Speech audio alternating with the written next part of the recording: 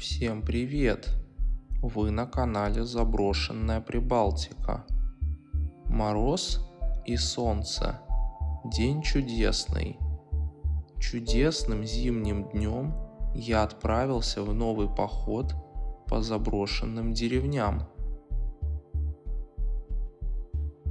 В этот раз я нашел много интересного. Старые дома со всеми вещами и даже целую стоянку заброшенной техники. Приятного просмотра!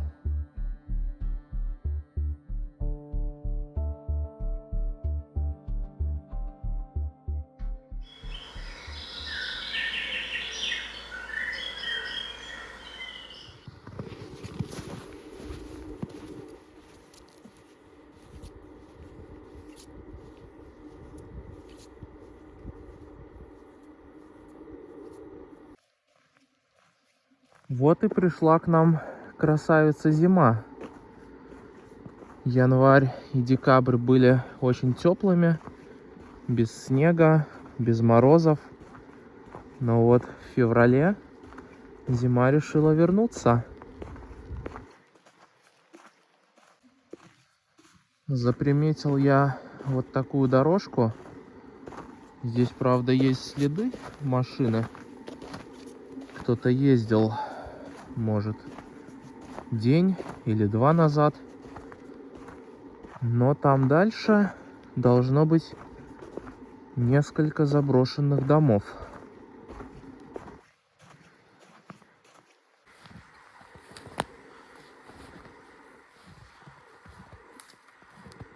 Зимой, конечно, природа невероятно красивая.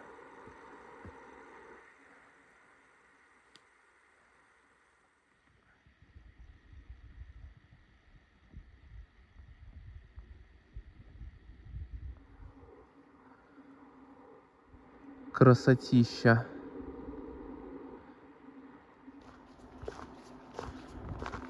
Вот, похоже, и первый хутор.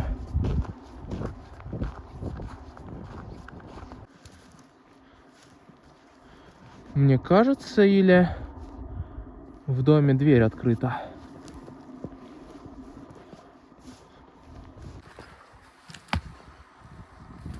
Клетки для кроликов, похоже. Такие я уже встречал. Хутор с виду заброшен.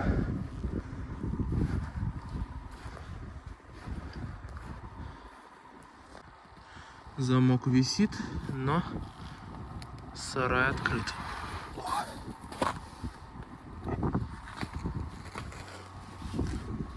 Это домик для животных.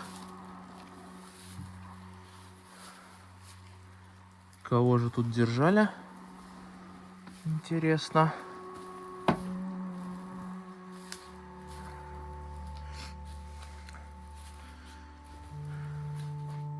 Много животных было в хозяйстве.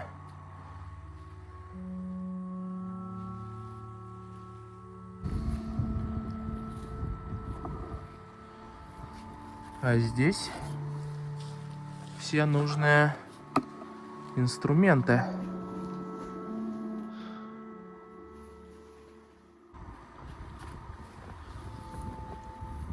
Продолжение сарая.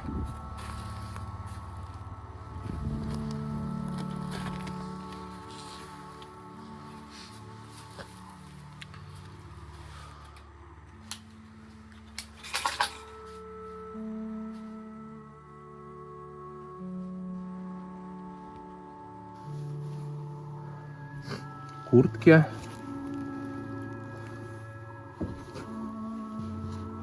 Что за нашивка? Интересно.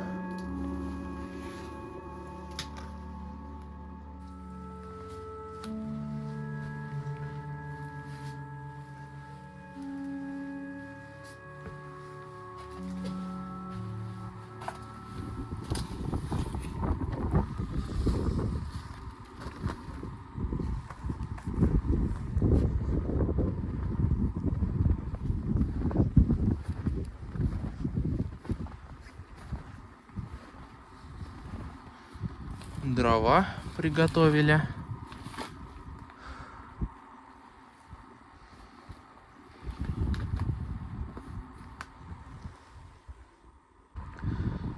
Сам дом, кстати, совсем небольшой. Да, открыто.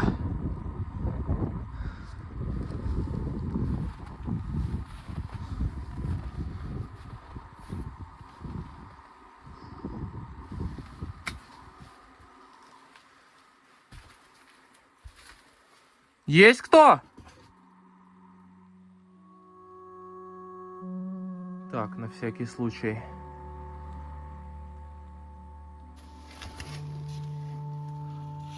Тут даже припасы есть.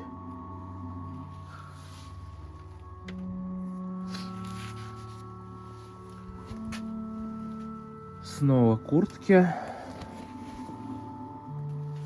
Похоже, детские. Ой, ё! Отчего здесь столько мух? Уже мертвых. Жесть. Жесть.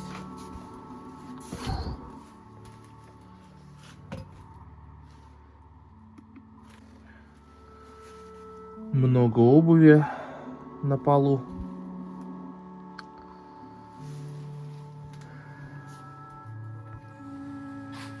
Эх. Видно, дом уже разграблен. Печку разобрали. Зато вот посуду оставили. Сейчас ее рассмотрим.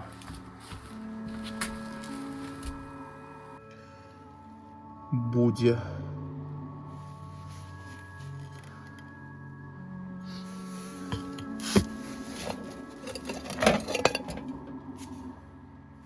Так, это тот же завод. Вот петушок.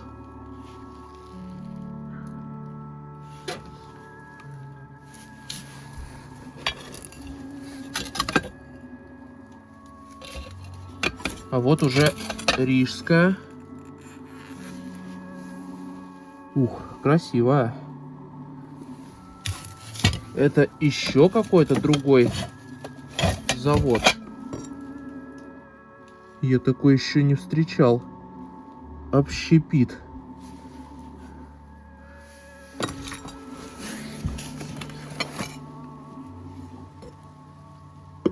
Это что за клеймо?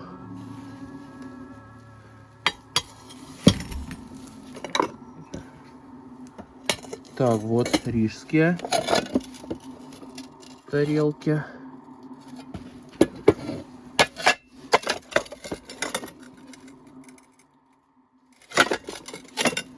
И это тоже рижская.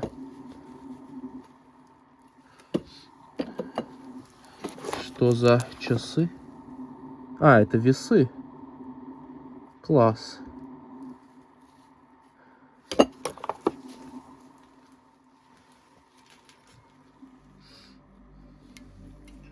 Рижский.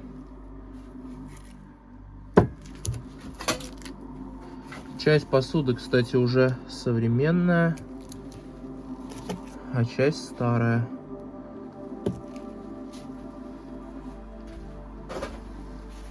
Остатки припасов. Это все, похоже, было кофе. —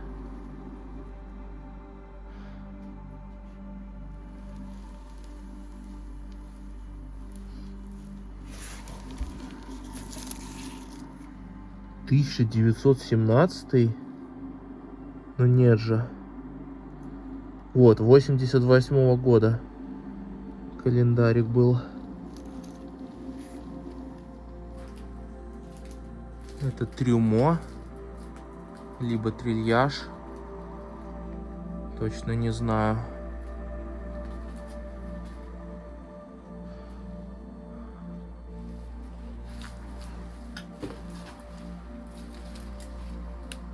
Ой, ё! какой здесь погром.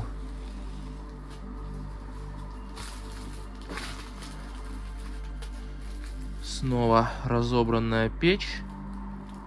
Видимо, металлическую плиту выдирали.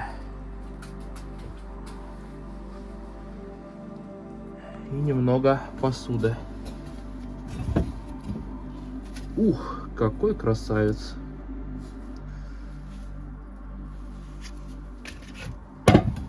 Что за тарелки?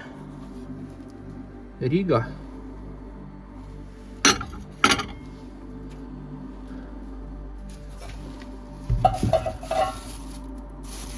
Пустая, походу.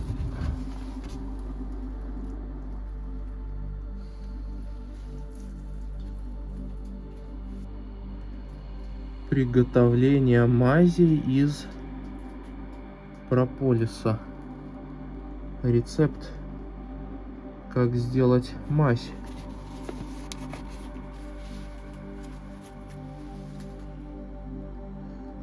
2009. Рижская прописка Высоцкого. Вот интересно. Утепление стен сделано из газет, из картона.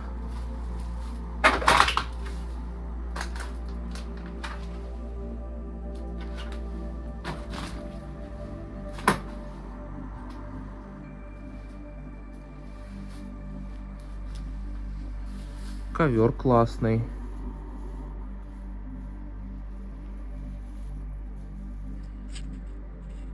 Есть фотография.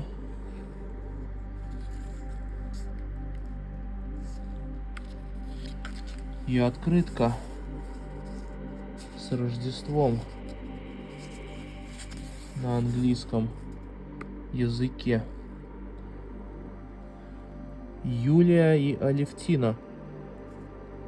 Желаем, чтобы ваши мечты сбылись. 2007 год.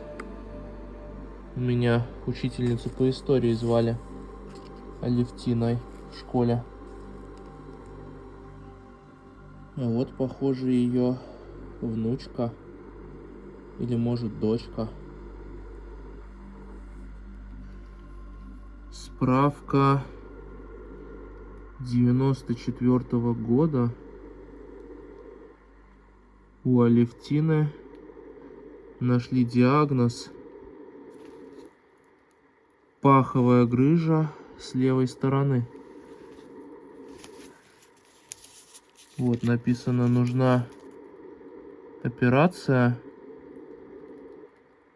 И здесь рекомендация от врачей. Акварельные краски.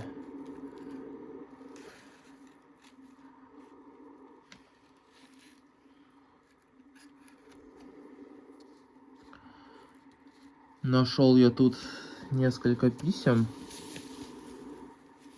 Они довольно большие. Но сейчас вам зачитаю какой-нибудь отрывок. Мир вашему дому. Здравствуйте, дорогие наша сестра Аля, Юрий и Юля. Извините за долгое молчание, но, как говорится, лучше позже, чем никогда. В наше суетное время, такой беспокойный и противоречивый 21 век, порой просто не хватает времени на самые важные дела. Давно получено, Аля, твое письмо с фотографией дочки. Спасибо. Я подумал, хорошо бы ее устроить учиться в каком-нибудь техническом или гуманитарном колледже или лицее Петербурга. Ну а я бы, как бывший студент Ленинградской духовной семинарии, желал бы видеть ее студенткой класса Петербургской духовной семинарии с последующей работой в церковном хоре. Впрочем, это все только наши человеческие мысли и пожелания. А так, как Богу будет угодно, пусть так и будет. Много чего я планировал совершить в свой отпуск, но с начала отпуска в июне на 2 недели свалился из-за тяжелейшего гриппа. Неделю не вылезал из постели.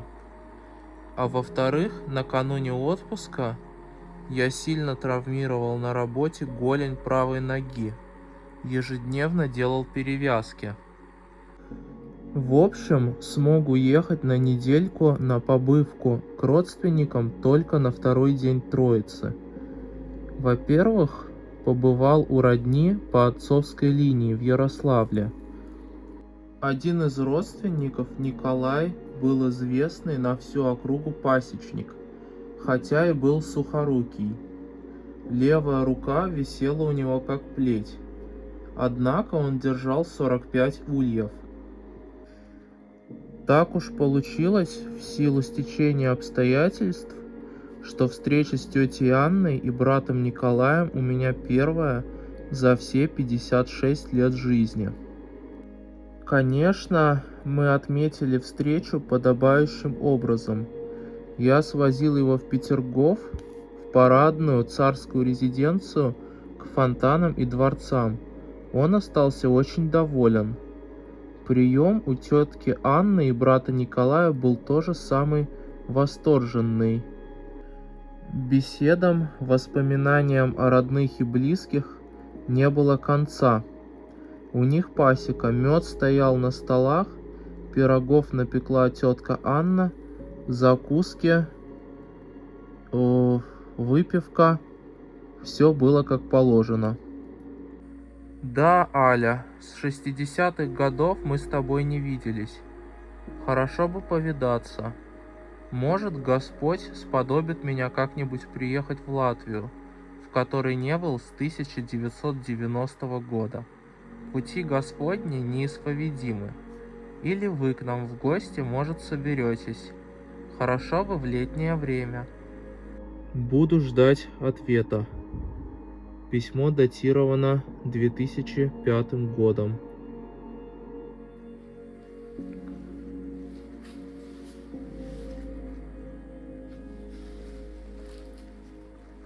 О! Нет. Показалось на секунду, что это военная форма. Но нет. Снова все разбросано. Эх, мародеры и воришки. Зачем же так делать?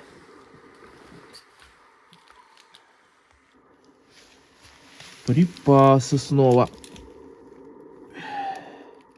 Страшно представить, что с ними стало.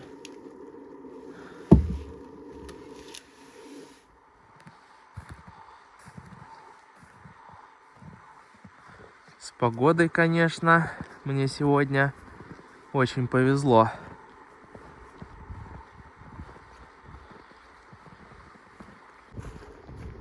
Это похоже на погреб.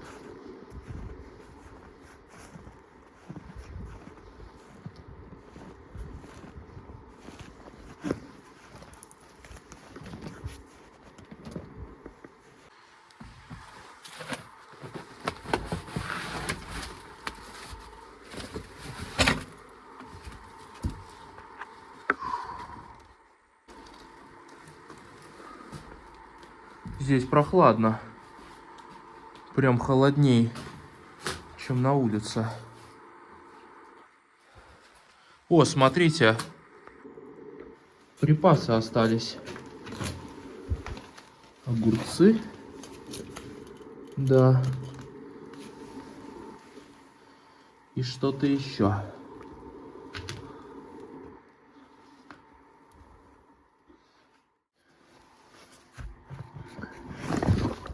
Ай. Ох. Поскользнулся. Ух. Фух, блин. Ай. Еле выбрался отсюда. Это что за домик. Смотрите, крест и Иисус распятый. Может, это беседка для молитв? Честно говоря, впервые такое вижу. Напишите в комментарии, кто знает, что это за домик. Действительно ли для молитв. Ну а мы пойдем дальше, на следующий хутор.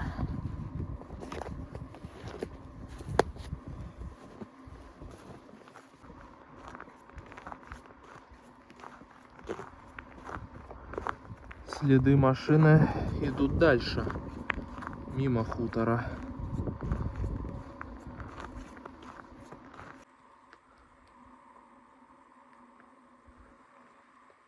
Да, похоже, здесь тоже все заброшено. Тут что?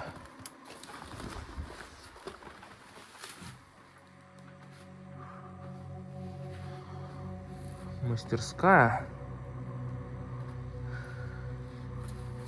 Сиденье от машины. От какого-нибудь Жигуля или Москвича.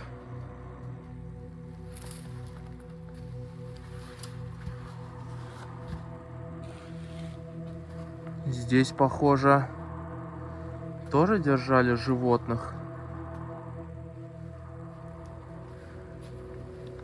Свиней, наверное. Может быть, овец. Может, еще кого.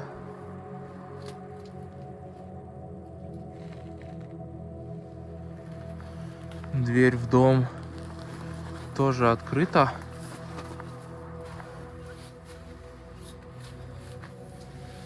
Прихожая.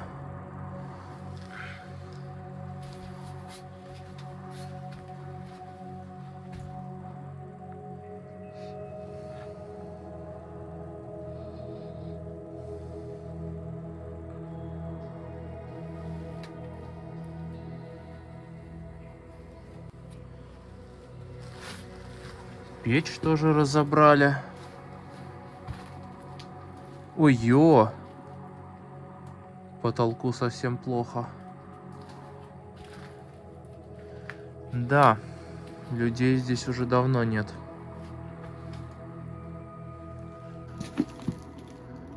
Посуда осталась.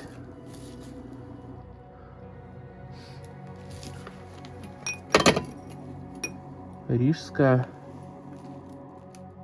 Знакомая тарелка. Это Будяновская. Тоже Будяновская. И какие-то припасы. Что это вообще?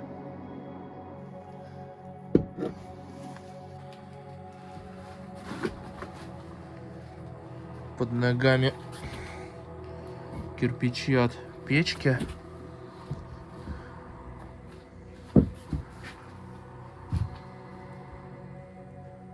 Кровать, похоже, детская. Снова посуда. Чашки.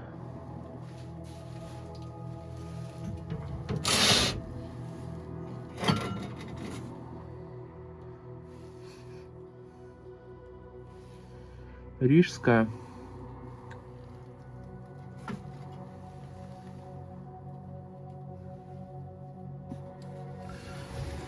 Упаковка от сахара. Елгавский сахар. Раньше у нас был сахарный завод.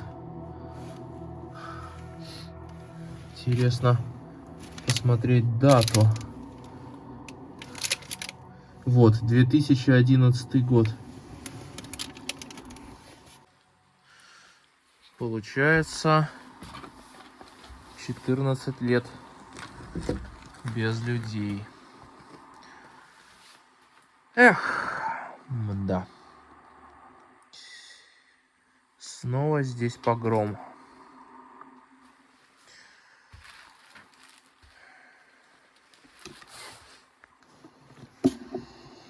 Книга называется «Ворона». Роман. Переведено с эстонского языка. 85-го года книга. Интересно.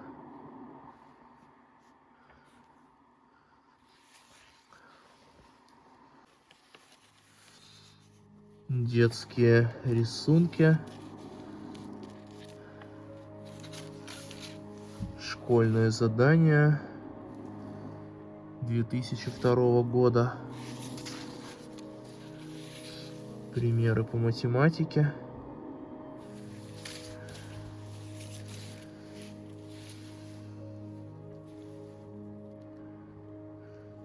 Тетрадь ученика 1 класса по латышскому языку.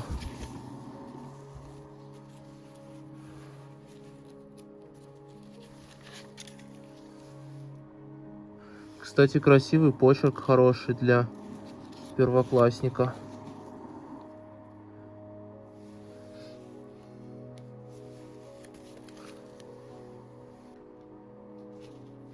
Люстра красивая.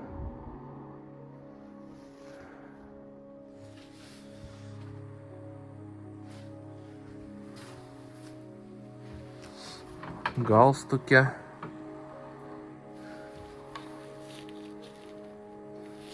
В очень даже неплохом состоянии. Как новая.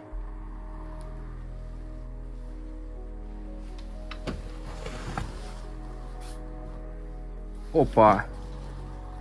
Это погреб. Точнее, прошу прощения, подпол. Ну-ка. Здесь так-то можно было и спрятаться. В случае чего.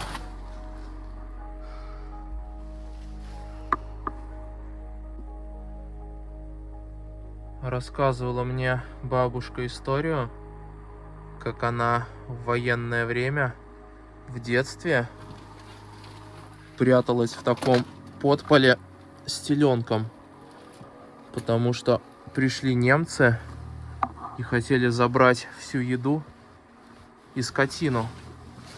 А семья у них была очень большая, 9 человек, если не ошибаюсь, было.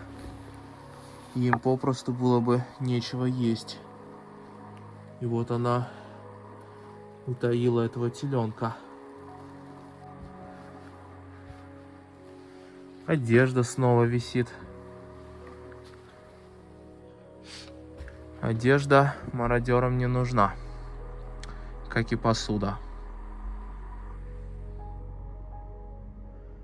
Вокруг поля до леса. Все в снегу и практически ни одного звука. Природа замерла, а точнее заснула.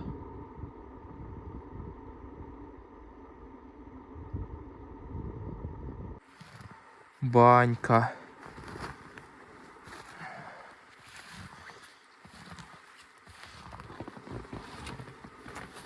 Ох!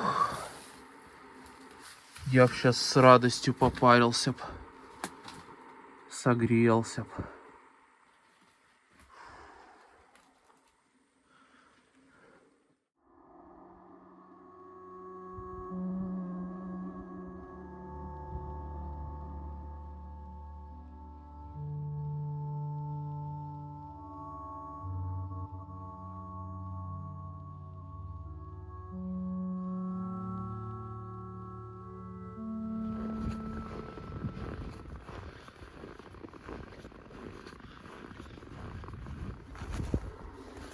Заприметил я тут еще одну интересность. О, Здесь, походу, стоянка заброшенной техники.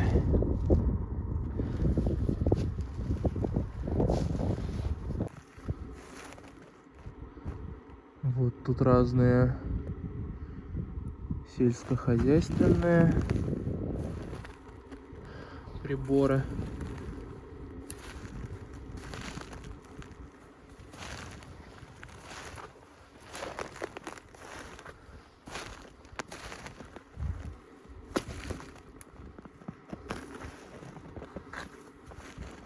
Здесь же две машины.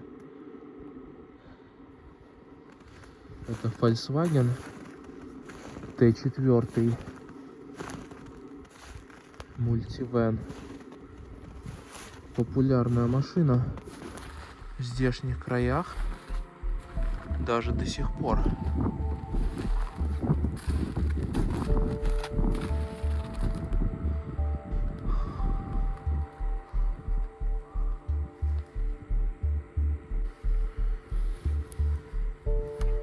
Ручки нету.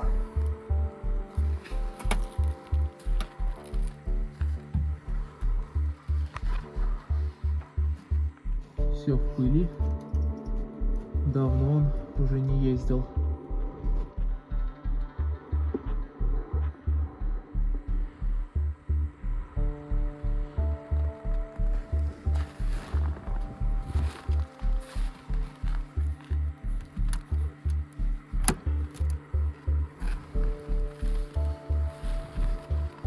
Вторая машина Opel Frontera.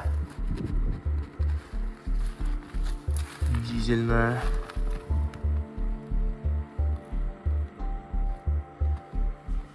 Классный внедорожник. Только в нашем климате они уже все сгнили.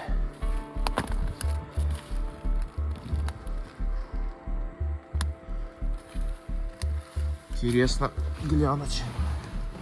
Пробег. Так. 278 тысяч.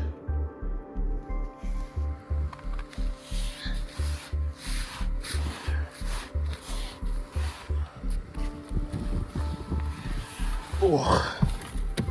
Фу. Классный аппарат. Как раз для местных дорог сельских. 5 скоростей. Климат-контроль даже.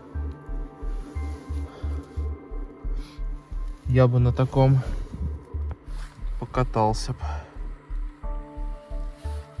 Смотрите, ключ даже на месте. Ключ зажигания.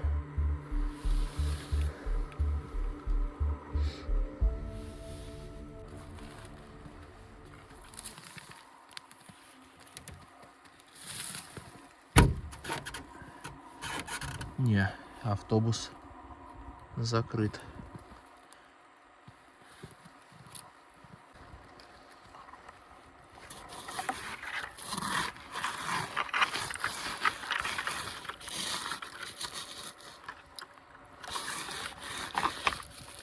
Жаль, стекло замерзло. Не видно техосмотра.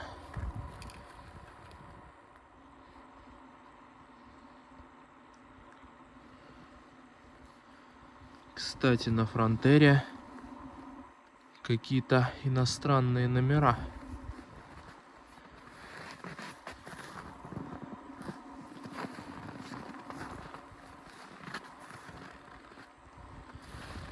Полный привод. Все как положено.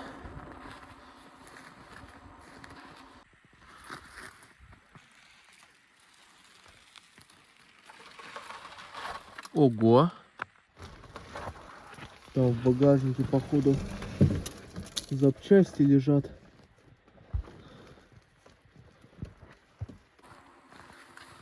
Это серьезная бездорожная техника.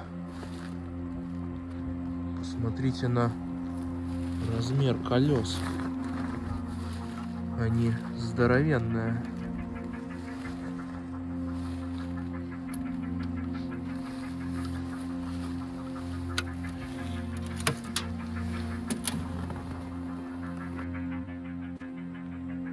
Вот кабина.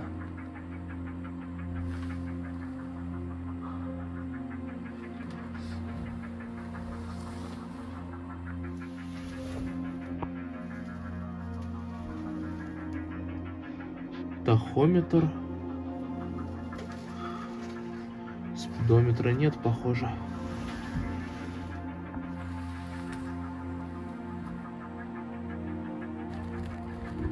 Ух, какой здоровенный движок.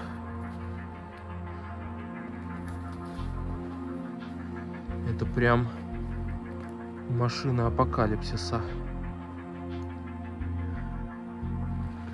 А рядом что?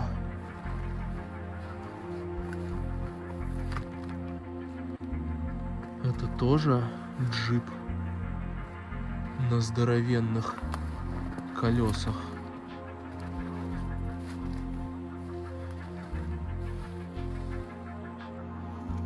Это охранный автомобиль был.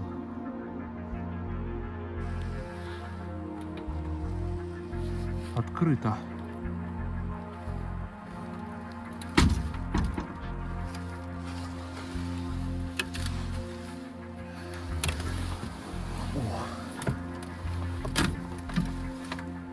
Смотрите, две ручки. Это, наверное, передача. А здесь пониженная, повышенная передача для бездорожья. Руль спортивный.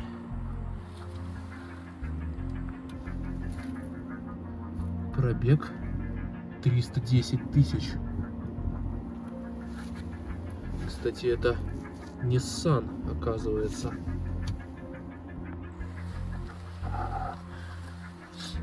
Серьезный аппарат. Техосмотр за 2005 год.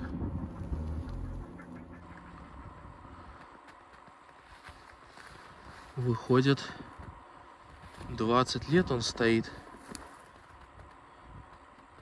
Но либо он участвовал в соревнованиях, где техосмотр не нужен, по идее. Такое тоже возможно.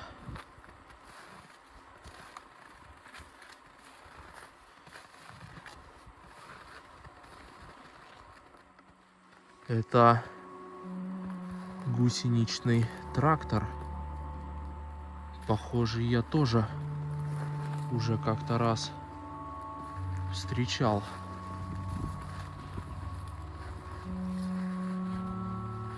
Говорят, у него тоже очень хорошая проходимость.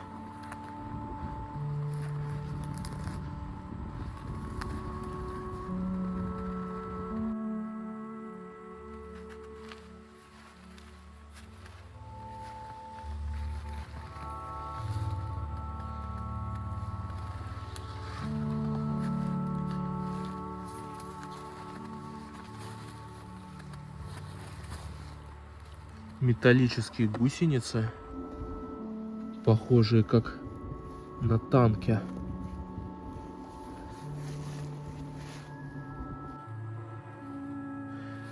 Здесь много разных рычагов.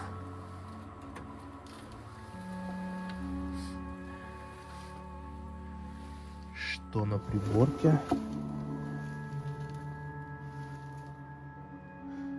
Датчик масла, а это температура масла. Волгоградский тракторный завод. Ого! Сделано в Союзе. Год выпуска 85-й. Трактор ДТ 75.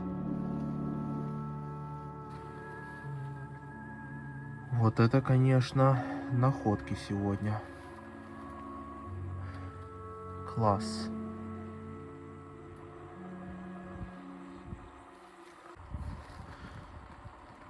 Немного тороплюсь, потому что садится у меня камера на морозе. Я сам тоже подмерз. И сейчас еще вот-вот стемнеет.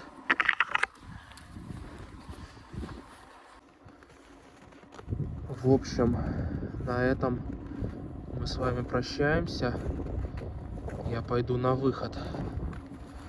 Спасибо всем за внимание. И до скорых встреч. Пока.